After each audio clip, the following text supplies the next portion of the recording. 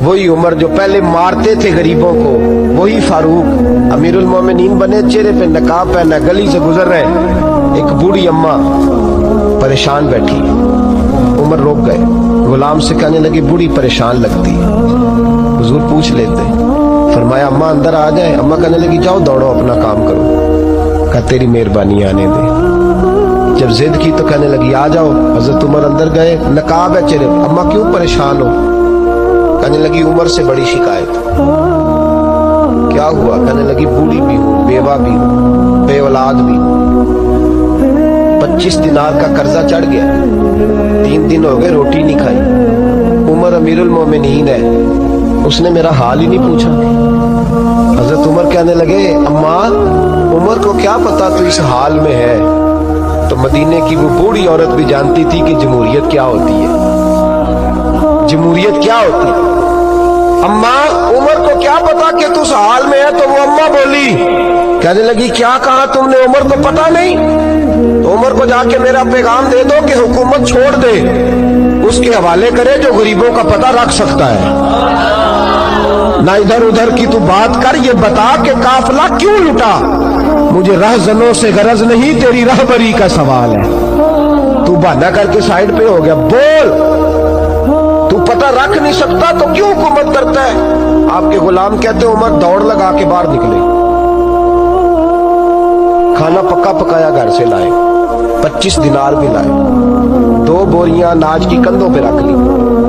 غلام کہنے لگا حضور مجھے دے دیں، فرمایا وعدہ کر قیامت کے دن بھی میرا بوجھ اٹھائے گا؟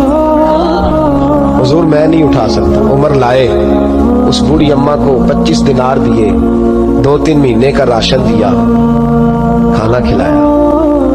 یہاں تو جس کا 200-400 ووٹ ہو اسے ہے کوئی سردار چودھری پوچھ لے، غریبوں کو کون پوچھتا ہے؟ لیکن جب میلاد کا انقلاب آتا ہے پھر غریبوں کی عزت بڑھتی ہے۔ حضرت عمر اماں کے پیروں میں بیٹھ گئے، کہنے لگے اماں چل عمر کو میری خاطر معاف کر دے۔ اماں نے ایک لفظ کہا تو آپ کے غلام کہتے ہیں عمر کو اتنا روتے کبھی نہیں دیکھا جتنا عمر آج روئے۔ اماں کہنے لگی میں کوئی نہیں معاف کروں گی، میں تو بوڑھی ہوں، کسی وقت بھی بلاوا آئے گا، جب میں مروں گی نا نبی پاک میری قبر میں آئیں گے تو میں عمر کی شکایت لگاؤں گی، میں کہوں گی محبوبہ میں غریب نہیں، مجبور، پریشان، آپ نے اس کی ڈیوٹی لگائی تھی، اس نے میرا حال نہیں پوچھا۔ آپ کے غلام کہتے ہیں عمر اس طرح روتے جیسے بچہ بلک کے روتا۔ کہنے لگے اماں اس طرح نہ کرنا، عمر بڑا کمزور ہے، وہ بڑا کمزور ہے، وہ یہ شکایت نہ لگانا، عمر بڑا ماڑا ہے، حضور کا سامنا نہیں کر سکے۔ اماں کہنے لگی نہیں، میرا دکھ ہی بڑا ہے، میں عمر کی شکایت لگاؤں گی۔ حضرت فاروق اعظم منت کرنے لگے تو بوڑھی کہنے لگی چل تیری خاطر عمر کو معاف کیا۔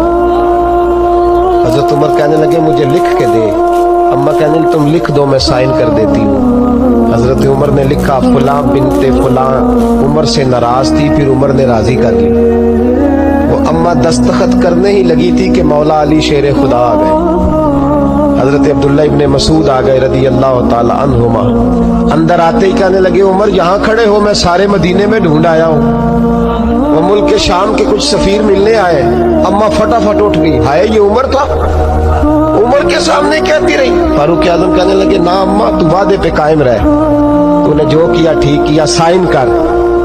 اماں نے دستخط کیے تو حضرت عمر حضرت مولا علی شیر خدا کرم اللہ تعالی وجہ الکریم کو خط دے کے کہنے لگے علی گواہ کے سائن آپ بھی کر دو،